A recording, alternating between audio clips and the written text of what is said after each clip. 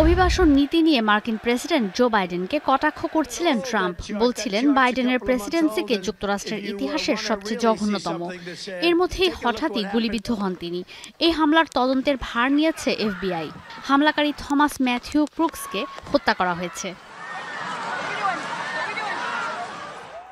সংবাদ মাধ্যম এনডিটিভির প্রতিবেদন বলছে, ভোটার তালিকায় ক্রুকসের রিপাবলিকান হিসেবে নিবন্ধন আছে।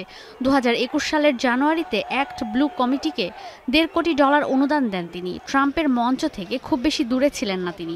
আগ্নেয়াস্ত্র সহই প্রবেশ করতে দেখা গেছে তাকে, কিন্তু কোনো ধরনের বাধার মুখোমুখি হননি তিনি। ট্রাম্পকে হত্যা চেষ্টার এই ঘটনায় তোলপাড় পুরো বিশ্ব। রিপাবলিকান নীতি নির্ধারকরা এর সুষ্ঠু তদন্ত দাবি করছেন। তাদের প্রশ্ন, মার্কিন সাবেক প্রেসিডেন্টের র্যালির কাছে আগ্নেয়াস্ত্র নিয়ে ক্রুক প্রবেশ করলো কিভাবে?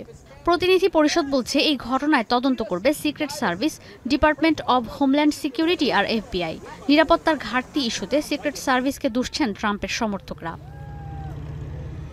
এই হামলার কারণ এখনও জানা যায়নি। নির্বাচনের মাত্র 4 মাস আগে ট্রাম্পের ওপর এই হামলার কারণে নিন্দার ঝড় বইছে ডেমোক্র্যাটদের বিরুদ্ধে। রাজনীতিবিদদের পাশাপাশি মার্কিন নাগরিকরাও রাজনৈতিক অস্থিতিশীলতার আশঙ্কা করছেন। Yeah, so everyone had to go through metal detectors. There was a long line of Secret Service. I got through one of these expedited lines, and so it was a little bit shorter, but everyone had to walk through metal detectors. Everyone had to take out their phone and their keys and their badges and বিভিন্ন সংবাদ মাধ্যমে উঠে এসেছে এই ঘটনার প্রেক্ষিতে মার্কিন রাজনীতিতে সহিংসতার অভিশপ্ত কালো অধ্যায়। সিক্রেট সার্ভিসের সাবেক কর্মকর্তারা বলছেন, এই হামলা মার্কিনদের নেতা নির্বাচনের স্বাধীনতার উপর হয়েছে, গণতন্ত্রের উপর হয়েছে।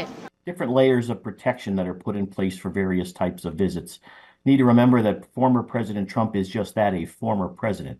So he doesn't necessarily, unless based upon intelligence situations, get all of the different assets that are available to the president or the vice president. He does get a very robust.